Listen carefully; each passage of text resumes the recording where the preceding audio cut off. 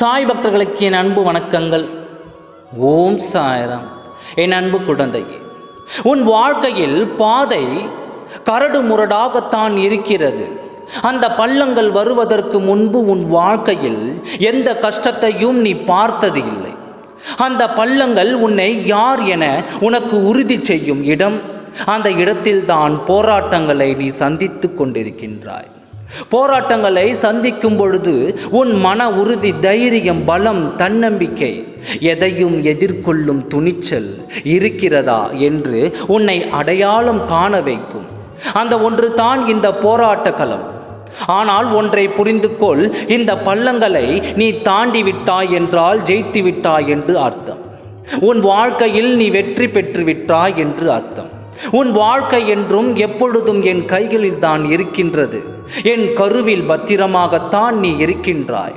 உன் குடும்பத்தையும் என் கருவறையில் நான் சுமக்கின்றேன். அதனால் நீ யாரையும் நினைத்து பயப்பட தேவையில்லை. நீயும் என் குடும்பமும் என் பாதுகாப்பில் பத்திரமாக இருக்கின்றீர்கள். இந்த வாழ்க்கை என்பது கடலில் செல்லும் நெடுதூர பயணம். காற்று அடித்தால் தான் கப்பல்கள் நகரும். அதே சமயம் காற்று வேகமாக அடித்தால் கப்பல் நிலை தடுமாறும். அந்த நிலையில் தான் நீ இப்பொழுது இருக்கின்றாய். அந்த சமயம்தான் நீ நிச்சயம் கரை சேர்வாய்.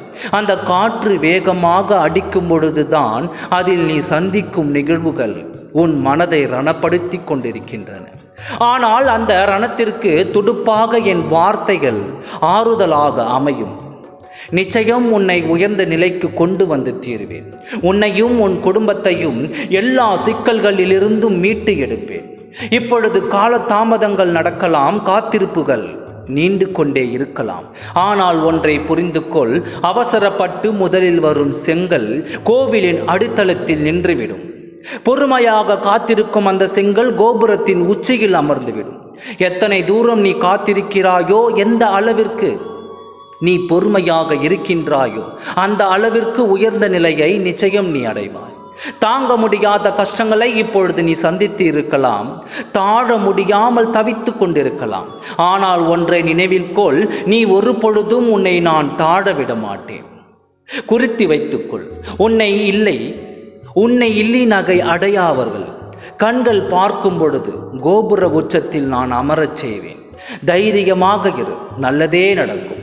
ஓம் சாய்ராம். நன்றி, வணக்கம்.